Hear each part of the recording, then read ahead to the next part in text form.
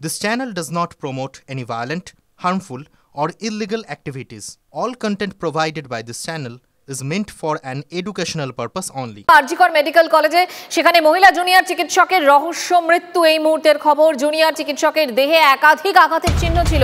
হাসপাতাল চত্বর থেকে ক্ষতবিক্ষত দেহ উদ্ধার হয়েছে তাই। আর বিক্ষোভে চেস্ট মেডিসিন বিভাগের চিকিৎসকরা ধর্ষণ করে খুনের অভিযোগ করছেন তারা। পোস্টে সরব বিজেপি নেতা।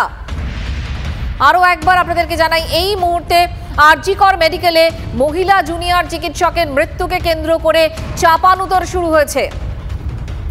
আমাদের প্রতিনিধি সুশোভন এই মুহূর্তে আমাদের সঙ্গে রয়েছেন। সুশোভন, কি খবর পাচ্ছি আমরা, কি অভিযোগ সামনে আসছে? দেখো, একেবারে যে টেস্ট বিভাগ ছিল সেইখানে একজন ছাত্রীর ঝুলন্ত দেহ উদ্ধার হয়েছে। স্বাভাবিকভাবেই পুলিশ সেই দেহ উদ্ধার করেছে এবং ইতিমধ্যে তার বাড়ির লোকের সঙ্গে কথা বলা শুরু করেছে পুলিশ। মূলত কি কারণে এই ঘটনা ঘটলো এবং নেপথ্যে কি রয়েছে সামগ্রিকভাবে পুলিশ প্রাথমিকভাবে তদন্ত করা শুরু করেছে এবং একাধিক বিষয়কে পুলিশ কিন্তু মাথায় রেখে তাদের যে তদন্ত এগিয়ে নিয়ে যাচ্ছে। পাশাপাশি যে দেহ উদ্ধার হয়েছে সেই দেহ ময়নাতদন্তের পরে কিন্তু মৃত্যুর কারণ স্পষ্ট হবে, কিন্তু এই মুহূর্তে পরিবারের লোকের সঙ্গে পুলিশ কথা বলছে। মঞ্জিরা, সুশোভন, এই যে ধর্ষণের অভিযোগ, গুরুতর একটা অভিযোগ উঠছে সামনে, সেক্ষেত্রে এখনো পর্যন্ত হাসপাতাল কর্তৃপক্ষ তারা কি বলছেন এবং যারা এখন যে সমস্ত চিকিৎসকরা বিক্ষোভ দেখাচ্ছেন তাদেরই বা কি বক্তব্য? দেখো, স্বাভাবিকভাবেই এই ঘটনা কেন ঘটলো বা কি কারণে ঘটলো সেটা পুরো বিষয়টা তারা সামনে তুলে আনছেন। যদিও পুলিশ কিন্তু এই পুরো বিষয়টা খতিয়ে দেখছে, তার কারণ ময়নাতদন্ত রিপোর্টের পরে কিন্তু পুলিশ পুরো বিষয়টা নিশ্চিত হবে এবং তার সঙ্গে অবশ্যই জিজ্ঞাসাবাদ। এবং এখনো পর্যন্ত হাসপাতাল কর্তৃপক্ষের সঙ্গে কথা বলার চেষ্টা করা হচ্ছে এবং তাদের বক্তব্য যথেষ্ট গুরুত্বপূর্ণ, কিন্তু সামগ্রিকভাবে পুরো বিষয়টা যে কি ঘটেছে সেটা কিন্তু তদন্ত সাপেক্ষ বিষয় এবং যেমন পুলিশ তদন্ত করছে, হাসপাতাল কর্তৃপক্ষ পুরো বিষয়টা নজরে রাখছে। সুশোভন, তুমি আমাদের সঙ্গে থাকো। এই মুহূর্তে আমাদের অপর প্রতিনিধি এই মুহূর্তে আমাদের সঙ্গে রয়েছেন সৌরভ দত্ত। সৌরভ, তুমি কি খবর পাচ্ছ এখন? দেখো, আমরা হাসপাতাল সূত্রে যে খবর পাচ্ছি যে এই পিজিটি জুনিয়র চিকিৎসক, সেই জুনিয়র চিকিৎসকের দেহ হাসপাতাল চত্বর থেকে উদ্ধার হয় এবং সন্দেহজনক অবস্থায় সে দেহ উদ্ধার হয়েছে। আর চিকিৎসকদের একাংশ দাবি করছেন যে চেস্ট মেডিসিনের পিজিটি ছিলেন এই মহিলা জুনিয়র চিকিৎসক, 28 বছর বয়সী এই চিকিৎসক, এবং তার দেহে আঘাতের চিহ্ন রয়েছে যে চিহ্নগুলি সন্দেহজনক এবং সেই কারণেই চিকিৎসকদের মনে করছেন যে পূর্ণাঙ্গ তদন্ত হওয়া দরকার। এই মুহূর্তে চেস্ট মেডিসিনের যারা জুনিয়র চিকিৎসক ছিলেন তারা সকলেই এই 28 বছর বয়সী যে চিকিৎসকের দেহ উদ্ধার হয়েছে সেমিনার রুমে, চেস্ট মেডিসিনের যে সেমিনার রুম রয়েছে সেখানে সেই দেহটি রাখা রয়েছে এবং সেখানেই চিকিৎসকেরা রয়েছেন। পরবর্তী ক্ষেত্রে তারা দাবি করছেন যে ভিডিওগ্রাফি করে ময়নাতদন্ত করতে হবে। হাসপাতালে এরকম ধরনের একটা অভিযোগ, গুরুতর অভিযোগ, ভয়ঙ্কর ঘটনা তো এটা।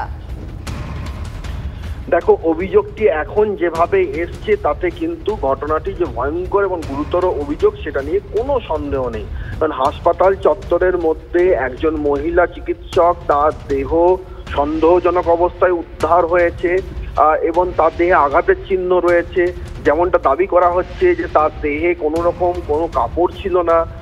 ফলে সব মিলিয়ে কিন্তু যে অভিযোগটা প্রাথমিকভাবে সামনে আসছে, যেভাবে চিকিৎসক মহলের তরফে দাবি করা হচ্ছে, আর সেই জায়গার থেকে অভিযোগ কিন্তু মারাত্মক, এটা নিশ্চিতভাবে বলা যায়। তবে পুলিশ বলছে বিষয়টি তদন্ত সাপেক্ষ এবং পরবর্তী ক্ষেত্রে হাসপাতাল কর্তৃপক্ষ এই যে যাবতীয় যে অভিযোগগুলো উঠে আসছে যে একজন মহিলা কর্মরত চিকিৎসক, পিজিটি দ্বিতীয় বর্ষের চেস্ট মেডিসিনের চিকিৎসক, তার সহকর্মীরা দাবি করছেন যে সেই মহিলার দেহ সন্দেহজনক অবস্থায় উদ্ধার হয়েছে, সেটি কোনোভাবে একটি আত্মঘাতী সিদ্ধান্ত হতে পারে না।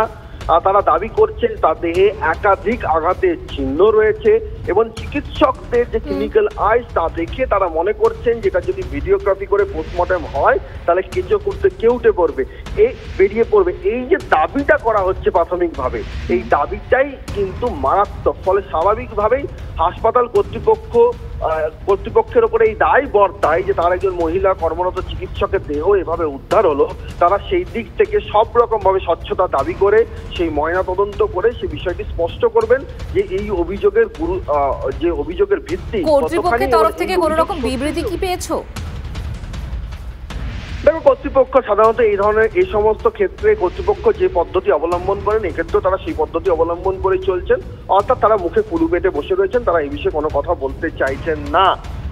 এবং তারা যত এই ধরনের আচরণ করছেন তাতে আরো বেশি করে অভিযোগের মাত্রা বাড়ছে। ফলে সব মিলিয়ে এখন কর্তৃপক্ষেরই উপর দায় বর্তায় যে পুরো বিষয়টি ঠিক কি ঘটেছে তা স্পষ্ট করার বিষয়টি। সৌরভ, আপাতত তোমাকে ধন্যবাদ। পরিস্থিতির দিকে নজর রাখো। আমি সুশোভনের কাছে যাই। সুশোভন, এখন ওখানকার ছবিটা কি?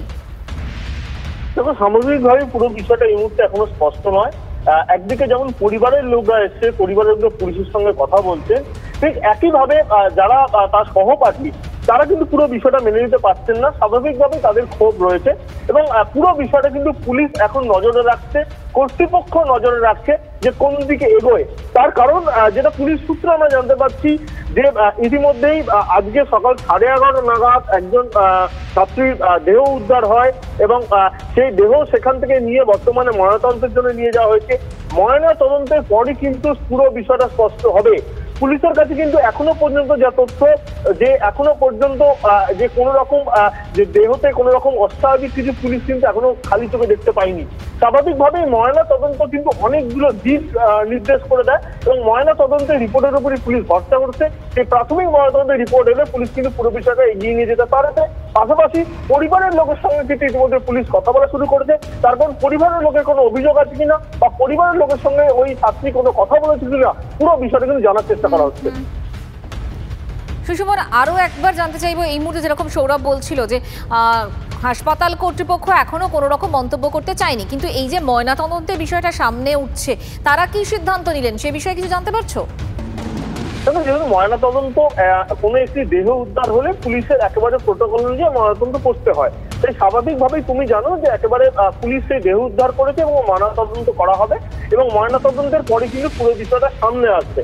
এবং অবশ্যই যেটা একটা দাবি রয়েছে যে ময়নাতদন্তের সময় ভিডিওগ্রাফি করা। তুমি জানো যে পুলিশ বিশেষ বিশেষ ক্ষেত্রে বেশ কিছু ঘটনাবহুল যখন কোনো রকম কিছু হয়, এই যে ভিডিওগ্রাফি করে ময়নাতদন্ত, এই দাবিটা কেন?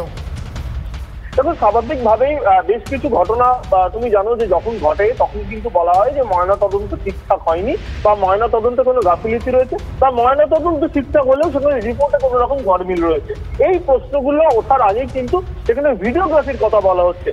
স্বাভাবিকভাবেই তুমি জানো যে বেশ কিছু ঘটনা যখন ঘটে বা অনেকগুলো ঘটনাতে ময়না তদন্ত হয় একেবারে ম্যাজিস্ট্রেটকে সামনে রেখে ভিডিওগ্রাফি করে। স্বাভাবিকভাবেই দুটো বিষয় এখানে সুবিধা হয়। পুলিশের যারা কর্তারা রয়েছেন তারা মনে করেন প্রথম সুবিধা তদন্ত করতে, দ্বিতীয় সুবিধা যেহেতু তদন্ত করতে গিয়ে তাদেরকে আইনের দ্বারস্থ হতে হয়, আদালতের কাছে যেতে হয়, তাই আদালতের কাছেও কিন্তু সেই ভিডিওগ্রাফি সেক্ষেত্রে অনেকটা যুক্তিযুক্ত হয়। সেই জায়গা থেকে ভিডিওগ্রাফির কথা তারা বলছেন। পুলিশের যারা হায়ার অফিসার্সরা আছেন তারা এই বিষয়টা নিয়ে এখন বর্তমানে ভাবছেন এবং ময়নাতদন্তের সময় ভিডিওগ্রাফি হয় কিনা বা ভিডিওগ্রাফি করে নজর রাখো। সুশোভন, আপাতত তোমাকে ধন্যবাদ। আরজিকর মেডিকেলে মহিলা জুনিয়র চিকিৎসকের রহস্য মৃত্যু এবং এই মৃত্যুকে কেন্দ্র করে এই মুহূর্তে যথেষ্ট উত্তেজনা, যথেষ্ট চাঞ্চল্য এবং চাপানুতো রয়েছে।